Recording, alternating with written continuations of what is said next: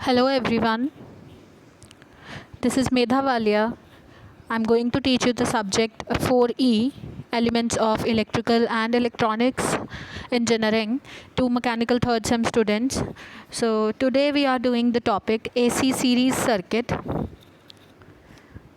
So we have already done AC circuits where we have studied the response of pure circuit elements, as in AC circuits containing pure resistance, AC circuits containing pure inductance, and the response for AC circuits containing only capacitors. So today we are doing the series combination of these circuit elements. यही जो circuit elements हमने जिनका singular response, individual response पढ़ा, अब हम उनका series impact ये आपस में जब एक दूसरे के साथ connect होते हैं. So as you can see, there are three types of AC circuits: RL series circuit, RC series, RLC series. So here R, L and C stands for resistance R, and L is for inductance, and C is for capacitance. So resistance, inductance and capacitance. A series circuit is a circuit in which each component carries the same current. ठीक है, ये तो सबसे पहले ही clear करना बहुत ज़रूरी है. सीरीज़ कॉम्बिनेशन में हमेशा ही जो करंट है it remains same for every element connected in the circuit, so it does not change, whereas the voltage drop against each component can be different, or it must be different if they are not of same units और the same amount, the same value. अगर same resistance नहीं है तो उनका voltage drop अलग अलग होगा. अगर resistance और inductance है obviously उनका response अलग अलग होगा. So AC circuits contain two or more than two such components can be connected in series or parallel. So today we are doing the series one. So let's start off with our first type, RL series type. Here you can see in the diagram R and L, resistance and inductance, are in series with each other, and a voltage source small v is equal to Vm sin omega t is connected across them, and a current I is started flowing when the circuit gets closed. So here we can see the response of voltages. So the voltage drop across resistance, I have signified here that it is equal to VR. You can see in the circuit. So VR is the voltage drop across resistance, VL is the voltage drop across VL. So the total voltage drop for the circuit is V, capital V, which might be equal to something, the resistance wala response and inductance wala response. So let's study their individual response. So we are हमने पढ़ा हुआ है कि resistance के across जो voltage drop होता है इसकी जो वैल्यू है it will be according to Ohm's law. V R is equal to, you can see here I have written the equation, V R is equal to I R, and for V L it is equal to I X L, where X L is inductive reactance. Students, ये मैंने पहले भी clear किया है in my previous lecture, AC circuits containing only inductance. So here XL is inductive reactance, its units are in ohms, so its value is omega L, or you can say it is 2 pi FL, where F is frequency, so 2 pi F and L.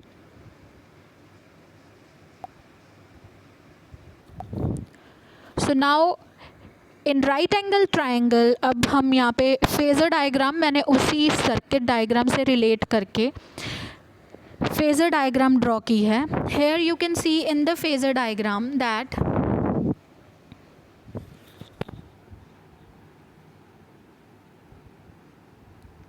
the current I being the reference, VR is in phase with current.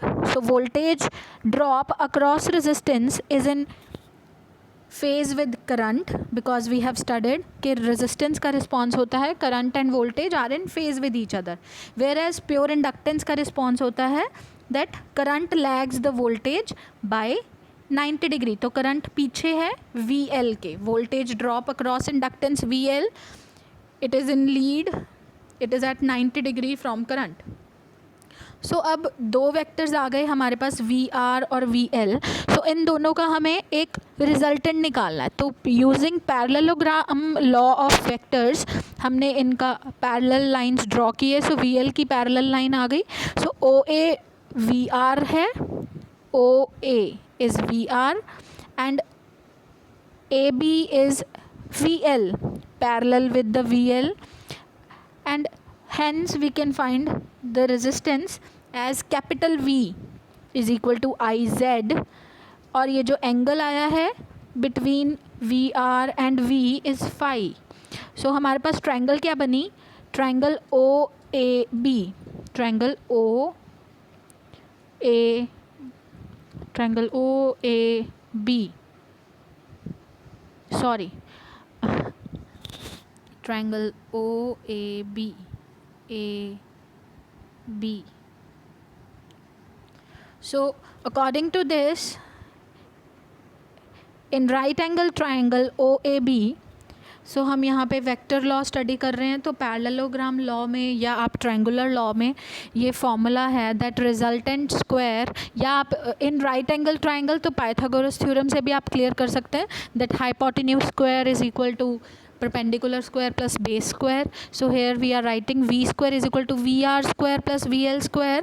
So hence capital V or resultant V is equal to under root of VR square plus VL square. And हम अब VR और VL की values put करेंगे जो हमने पीछे लिखी हैं. VR is equal to IR and VL is equal to IXL. So I का स्क्वायर कॉमन बाहर आ गया, अंडर रूट से भी बाहर आके सिंगल I बाहर आ जाएगा और अंदर रह गया under root of R square plus XL square. और you can find out current की यहाँ से इक्वेशन हमने निकाल ली, V divided by the root of R square plus XL square. So here this under root of R square plus XL square can be written as Z, capital Z, जो कि मैंने phasor diagram में भी explain किया हुआ है. So here this Z is the total opposition offered to the flow of alternating current by RL series combination circuit.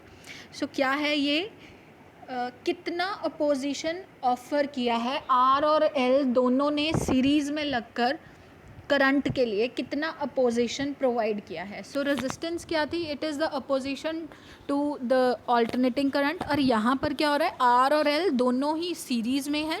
So it is the Z is defined as the total opposition offered to the flow of current by R L series circuit, which is known as impedance of the circuit. So Z is actually the impedance. So its name is impedance of the circuit and its units are in ohms again as of resistance. So now phase angle, वहाँ से हमने impedance draw कर ली, voltage की equation आ गई है हमारे पास. So now phase angle उसी डायग्राम से ये जो फाई लिखा हुआ था वहाँ पर, सो tan ऑफ फाई इसी ट्राइंगल से, so from triangle OAB we can find out tan phi. tan is always perpendicular upon base. So perpendicular है हमारे पास VL और बेस है हमारे पास VR. सो VL की वैल्यू IXL अपॉन IR, तो I कैंसिल आउट हो जाएंगे और XL बाय R हमारे पास tan फाई आ गया. सो यहाँ से हम फेज़ एंगल निकाल सकते हैं, phi is equal to tan inverse of XL by R. So ये फेज़ एंगल. अब पावर की बारी. पावर क्या है, instantaneous power is equal to instantaneous voltage and multiply by P is equal to VI, instantaneous current. So V की value हमें पता है VM साइन ओमेगा टी, और I की वैल्यू यहाँ पर आ गई IM sine omega t minus of phi. क्योंकि हमने क्या देखा है इस फेजर डायग्राम में, आपको क्या पता चल रहा है, ultimately the voltage is in lead with the current. So current is lagging behind the voltage resultant voltage by an angle of phi. तो हम करंट को क्या लिख सकते हैं, I M is equal to sine omega t minus of phi. Minus sine depicts that current is in lag. कितना lag है, phi angle का लैग है जो हमने ऊपर फेज एंगल निकाला है. सो अगर हम इस इक्वेशन को अब एवरेज ले लेते हैं, पी एवरेज कैपिटल में, तो यहाँ पर ये इक्वेशन बन जाएगी हमारे पास after solving it. V M by root two I M by root two cos of phi. तो V M root two V R M S होता है, ये हमने क्लियर किया हुआ है. I M by root two I R M S.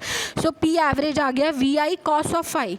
So cos phi यहाँ पर क्या हो गया, where cos phi is called the power factor of the circuit. So actual power क्या आ रही है हमारे पास, V I cos phi, which is where cos phi is the power factor of the circuit. और you can find out cos phi from the same from the triangle O A B. So cos क्या होता है, base upon perpendicular. So base यहाँ पे V R है और perpendicular base upon hypotenuse, sorry, B upon H. So we R by V resultant V, और V R हमें पता है आई आर है, और वी हमारे पास I Z, I and Z is impedance. So I I cancel out होके cos phi आ जाता है हमारे पास रेजिस्टेंस अपॉन इम्पिडेंस. सो ये था power factor. Also power is P is equal to V I cos phi. यहाँ से हम थोड़ा सा एक और चीज़ क्लियर करेंगे. v हमने क्लियर किया है, आई जेड, आई वैसे ही रखा है. कॉस फाई की अभी हमने वैल्यू निकाली, power factor is resistance upon impedance. तो अब यहाँ से हमने क्या किया, कॉस फाई की वैल्यू और v की वैल्यू यहाँ पे पुट की, और हमने क्या देखा, जेड जेड कैंसिल आउट हो गए और हमारे पास बच गया I square into R. So it shows I square R. Power कितनी आ गई पूरे सर्किट की, I square R. That means it shows that the power is actually consumed in resistance only. सिर्फ रेजिस्टेंस ने ही पावर कंज्यूम की है, inductance does not consume any power. Clear है. सो इंडक्टेंस, ये हमारे पास एक रिजल्ट आया है that inductance does not consume any power, और सारी की सारी पावर जो है वो रेजिस्टेंस कंज्यूम कर रहा है. सो यहाँ से हम एक इम्पिडेंस ट्रायंगल बनाएंगे for this circuit. Impedance triangle उसी ट्रायंगल ओ ए बी के लिए बनेगी, ये आप देख सकते हैं यहाँ पर. Triangle O A B clear है हमारे पास यहाँ पे. सो ट्रायंगल ओ ए बी में क्या है, V R at the base, O A जो है वो बेस पे बना है, V R is equal to I R. A B is V L which is equal to I X L, ये हमने क्लियर किया है. And O B is V which is equal to I Z. ये एक तरह से voltage triangle बोल सकते हो आप इसे, इम्पिडेंस ट्रायंगल. यहाँ से अगर आप आई और वोल्टेजेस को ख़त्म कर दें, सो हमारे पास ये आ जाएंगे,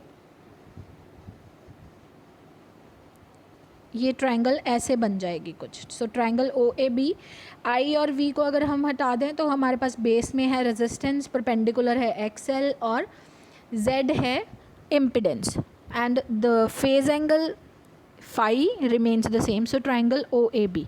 सो ये है इम्पिडेंस ट्रायंगल. अब यहाँ से हम इम्पिडेंस की वैल्यू निकाल सकते हैं z by using Pythagoras theorem. फिर से z square is equal to hypotenuse square is equal to base square plus perpendicular square. और यहाँ से हम कॉस फाई भी निकाल सकते हैं, पावर फैक्टर कॉस फाई. अब याद रखना है हमेशा, cos phi is very important for AC circuits, जिसकी वैल्यू अब क्लियर है क्योंकि कॉस कंपोनेंट है ये, तो ये 0 से 1 में ही वेरी करती है. 0 इसकी लोएस्ट वैल्यू है और 1 इसकी हाईएस्ट वैल्यू है. The maximum value for power factor is 1, and the value of cos phi can be determine from this impedance triangle.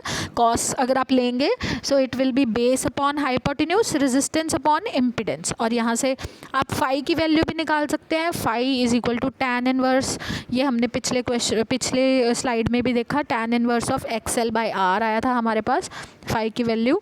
Phase angle, so हमारे पास 3 एंड रिजल्ट्स आए. Impedance z is equal to under root of R square plus X L square और X square.